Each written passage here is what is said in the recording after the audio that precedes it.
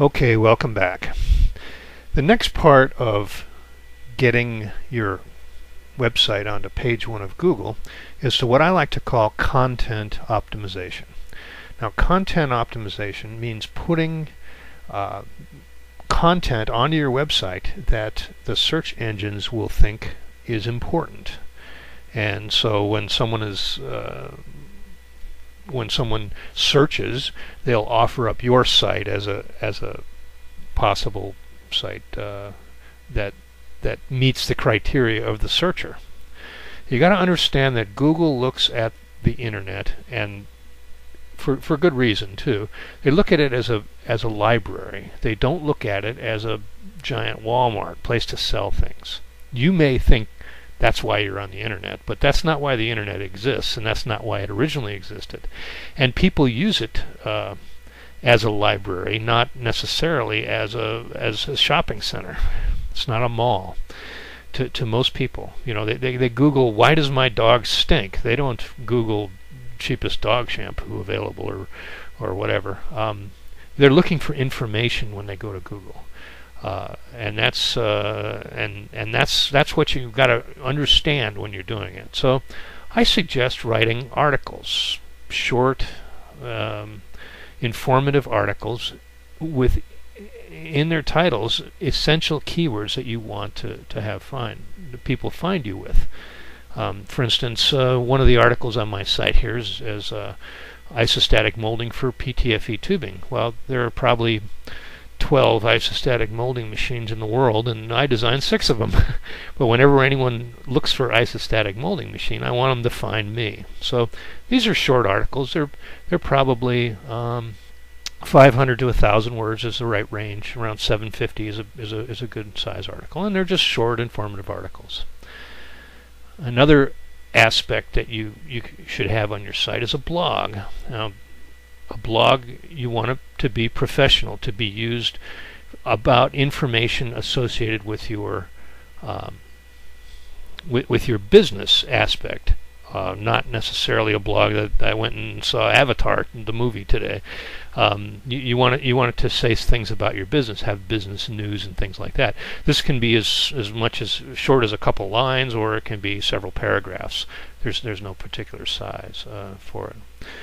Now on my site, my boat building site, I have a blog, and you can see here I put up little things, informative things like tips and tricks, and when people launch a new boat, or when people send me their pictures of some trip they had on their boat that they built from my plans, or even once in a while I'll just put one like, look at the progress this guy's making, or hey, it's winter time now, instead of watching football on Sundays, why don't you build a boat in your garage, or sometimes articles like that. But I keep it up on a regular basis. There was I have a friend in Florida. His name is Jim Diggerstrom, and he runs his small business advisory business, and where he does SEO and websites for people, and design work and things like that. And he wrote an article that became very famous, and it was called it was called Search Engine Spiders and Stray Cats. And he gives the analogy that if you were to throw some scraps of meat out in the alley every day at 5 o'clock, the stray cats would come around. And they'd feed on the stuff you're throwing away. And if you did it every day, the cats would get used to coming every day at 5, and they'd show up. Now, if you missed a day or two, they'd still show up. Well, search engine spiders are exactly the same. They're scouring the internet, hungry for scraps of meat, fresh content, and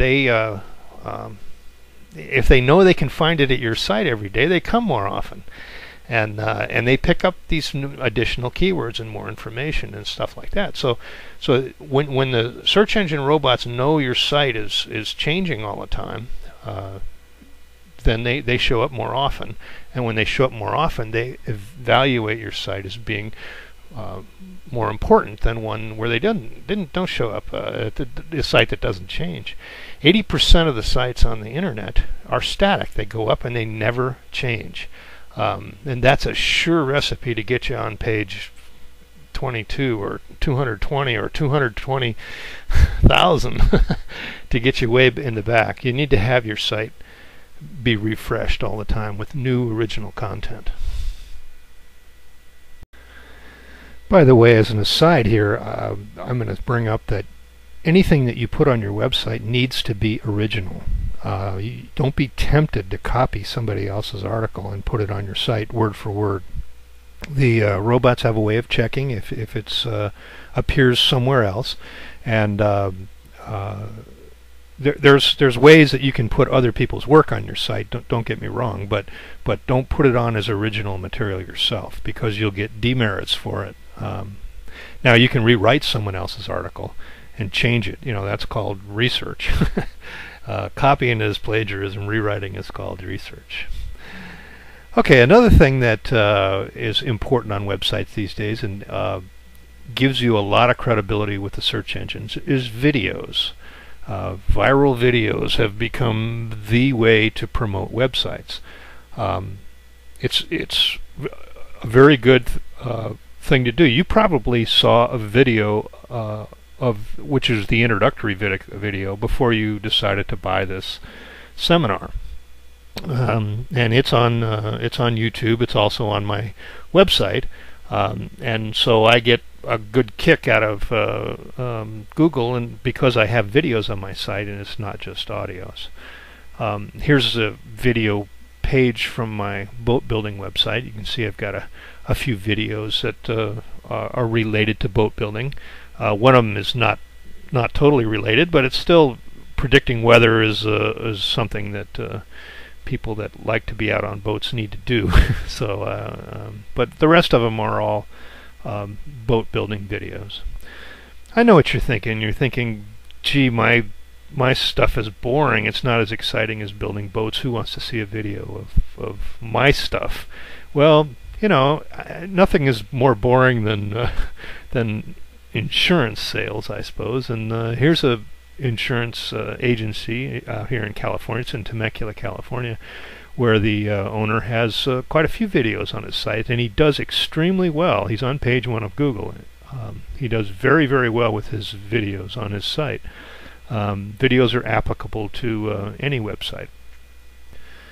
Now, there's a natural tendency for people to want to set up a video camera in front of their desks with them in a tie and a wall of books behind them, and but that's just not the way to do a nice video. You want to make it a little more informal and casual, and have you walking in a park, or to giving a tour of your shop, or have someone interview you, or with or you can even do like this video has no moving pictures in it. It's basically a PowerPoint that's voiced over. You can make it right on your desktop. Windows Movie Maker has been a standard part of Windows for many years, so your website needs videos, and they're easy to do, and they will improve your search engine performance status tremendously. Okay, that's about it for content.